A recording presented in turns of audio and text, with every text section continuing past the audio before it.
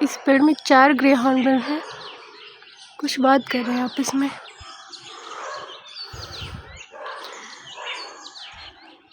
ये प्रवासी पक्षी तो नहीं है, पर उसी तरह कुछ व्यवहार इनका भी है, क्योंकि ये गर्मियाँ आती हैं तब यहाँ आसपास में दिखते हैं, और जैसे सर्दियाँ आती हैं फिर कहीं चले जाते हैं।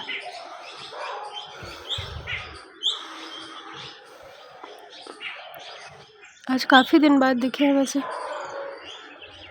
4 हैं यहाँ तो।